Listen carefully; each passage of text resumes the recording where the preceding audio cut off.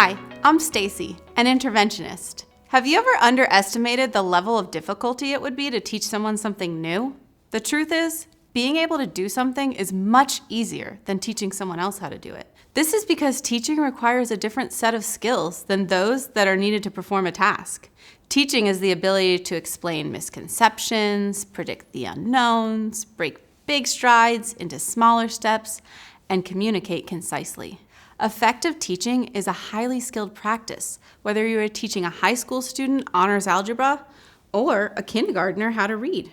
Speaking of teaching students how to read, it turns out that we have underestimated the work of reading teachers and have come to realize that it is far more complex task than we had previously understood. According to the National Center for Education Statistics, the 2023 Long-Term Reading Trend Assessment showed an average decline of 7 points compared to a decade ago. How have we not made progress with literacy in our country? How do we determine what the best instruction is in early literacy?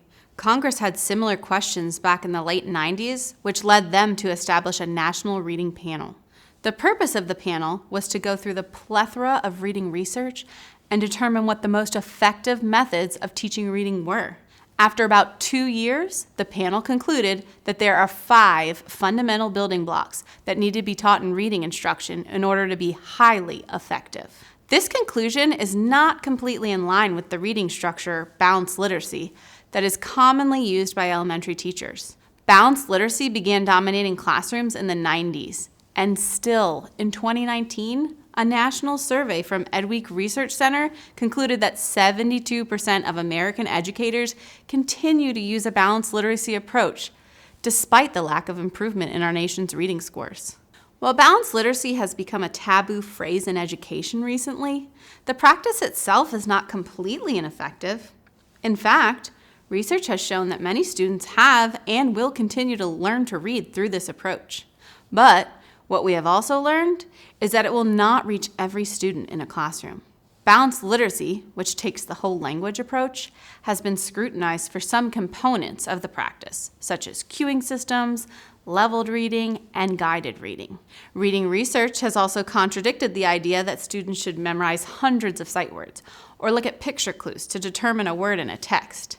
What the research that has come to be known as the science of reading, or SOR, has shown is that with systematic and explicit instruction deeply rooted in phonemic awareness, phonics, fluency, vocabulary, and comprehension, students will have the greatest reading success. The lack of progress in American reading over the past few decades draws the attention to the need for change. However, change cannot simply happen overnight. What happens within the classroom is often dictated by other factors, leaving individual states and schools to make site-based decisions. State mandates requiring the shift to SOR are imperative to ensure that students across the country have access to this research-based approach. Though the mandates vary from state to state, according to Education Weekly, 2021 saw a record number of states passing reading laws that mandated the science of reading, including North Carolina. However, the degree to which mandates are enforced vary from state to state, and there are still many states who have yet to set mandates. Some of these state mandates include statewide SOR professional development requirements for current teachers. This is imperative because majority of our teachers took courses relating to balanced literacy model in college. They need access to updated trainings to successfully implement new practices.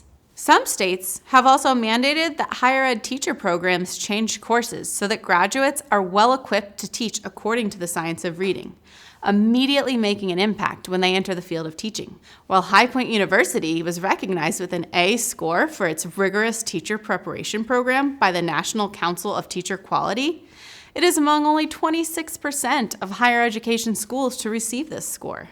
This means there's a large number of colleges and universities that are still sending pre-service teachers into the classrooms with outdated teaching practices. In addition to state mandates and a shift in teacher ed programs, ongoing professional development is essential at the district level to ensure teachers are receiving support and feedback. The final key component to supporting the shift in education is to update curriculums to those that are based on the 5 pillars of the science of reading. While we are slowly seeing these shifts to SOR, many educators are pushing back on the idea because they have been in classrooms for decades and have seen students that successfully leave their classroom reading year after year. And while this may be true, they are not seeing all of their students leave successfully and have unknowingly done a disservice to those that did not receive the systematic and explicit instruction they needed. While there is currently some resistance to the SOR switch, it is no longer about what educators are comfortable with, but what is right and scientifically proven to be effective for the future of our country. After all, children that are struggling readers grow up to be struggling adult readers, making it difficult to do or understand many adult responsibilities. So, let's look at what research has proven does work and what we should be looking for in our classrooms. The research behind the science of reading reiterates the need for students to have systematic and explicit instruction. In the classroom, this will look like teachers breaking down reading into its smallest components in a sequential order. Teachers will start with the easiest concepts and gradually move to harder concepts. Teachers will explicitly explain each concept, model it, and rehearse it with students. The most basic skill of the 5 pillars needed for beginning readers is phonemic awareness. Simply put, phonemic awareness is the ability to manipulate individual phonemes or sounds in spoken words. Instruction with phonemic awareness should be seen across pre-K, kindergarten, and first grade classrooms. It should also continue to be used as needed for older readers. There are 6 components to phonemic awareness that set up students for reading success, including phoneme isolation, blending, segmenting, additions, deletions, and substitutions. The next pillar that we are looking for in classrooms is structured phonics. Teachers should be modeling the relationship between sounds and letters or groups of letters in a systematic way. Teachers will build on student knowledge of letter sounds and begin teaching students to read basic consonant, vowel, consonant words, and continue through a scope and sequence towards more difficult skills, such as reading multisyllabic words. During explicit phonics instruction, you will notice students decoding and blending words based on these explicitly taught skills. Once students have developed a strong phonics foundation with decoding, they will begin to store words in their memory that will become automatic to read. This process is known as orthographic mapping and is necessary to become a fluent reader. Reading fluency is based on accuracy, automaticity, and expression. If students have a strong phonemic awareness and phonics instruction, they will become fluent readers, which is essential to reading comprehension.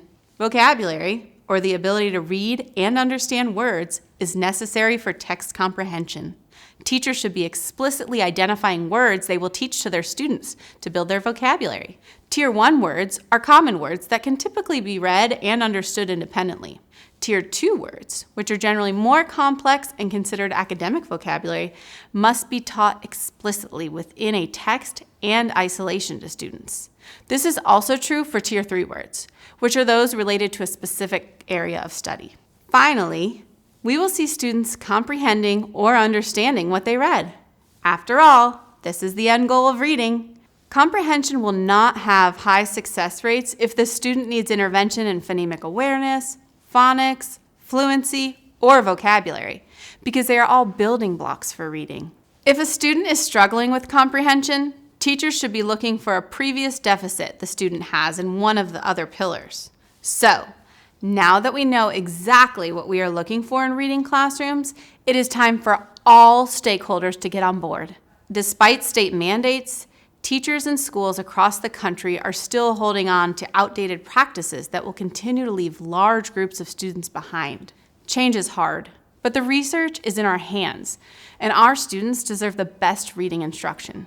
I encourage all administrators, parents, teachers, and colleagues to challenge each other to rise to the occasion, embrace the changes, and ensure our students are making the growth and gains they are capable of making through the science of reading.